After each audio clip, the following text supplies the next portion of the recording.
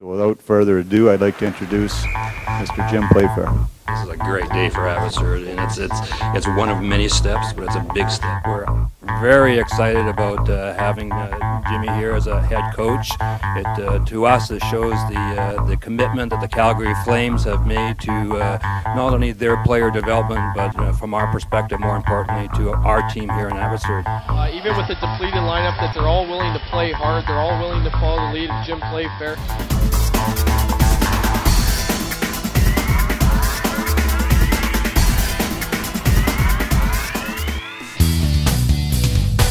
I was drafted by the Oilers, which was a big thrill, being a Canadian kid and so on and so forth. So it was an exciting time of year for sure.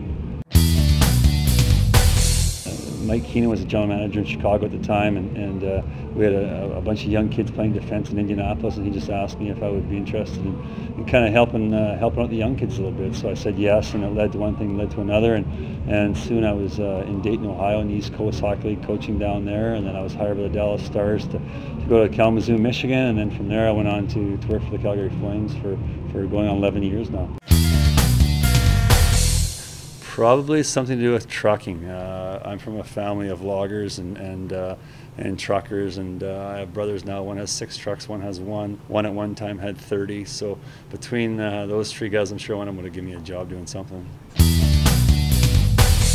There's enough coaches out there, you can learn a lot from everybody, and Ken Hitchcock was a great help to me when he was in Kalamazoo and I was in the East Coast League. He gave me a lot of real detail instructions on how to make players individually better, and I would say that's probably where I grew the most as a coach. I think it's really hurt the defenseman in the sense that there's a lot of speed onto the defenseman now. There's no real speed bumps per se. There's no red line to slow the game down and cut the game in half. There's no hold up allowed. There's the players are allowed to come full steam ahead, and the goaltender can't go out and play the puck. So the 3 rule changes that they've implemented, to me, have really made playing defense a dangerous position. And it's tough enough as it is. You got to be the defender, then you have to turn around and create the offense. So it's a specialized position that takes a great deal of courage to play. And I think that if they could ever do something just to buy the defenseman a little bit more time, I think you'd see fewer injuries, and I think it would actually speed the game up.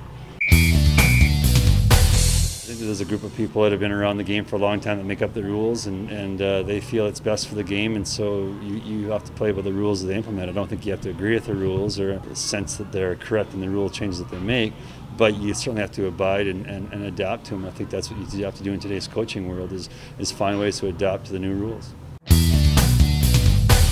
The difference would be just the details in getting the team to learn how to work and learn how to prepare. In the National Hockey League, the players come to work with a very clear, defined focus of how they have to prepare themselves to be ready to play.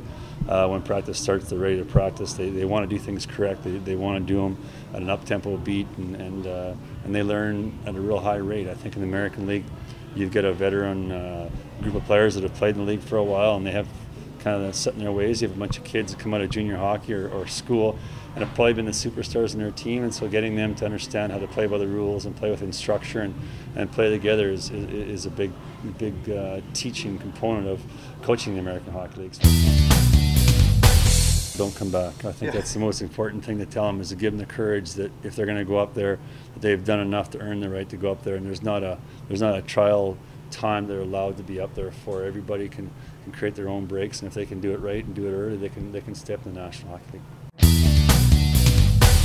We started off the year as the youngest team in the American Hockey League, and we knew we'd have some growing pains early, but we certainly expected by Christmas time we'd be a consistent team with good structure and have an identity, and I think our identity is getting formed now. It's becoming a little bit more consistent, and I think our players, through great leadership in the dressing room, have really bought into how we can play, and I think it's a fun way to play. Alex Kodelik's one-time slap shot to get us to win in Houston was a pretty impressive goal for a player that scored 20-plus goal seasons in the NHL. You can see the structure and what he puts into it, and that was probably as impressive goal as I've seen for a long time. I'm terrible. I think goaltenders should save every shot, so I don't really look at one specific one as being better than the other one. It's about the emotion of the game, and it's about if you think your players are right, then you got to defend them. Now, I don't promote doing it quite that way. But once you break the ice, you get laughing about it. I think it becomes the people that know me have a better understanding of what I was going through. I had a visit with the president of the American Hockey League on Sunday night, and we had a good laugh about it. And he said, "Hey, you know what? You didn't hurt nobody." He said, and you brought some excitement to the building, and so be it.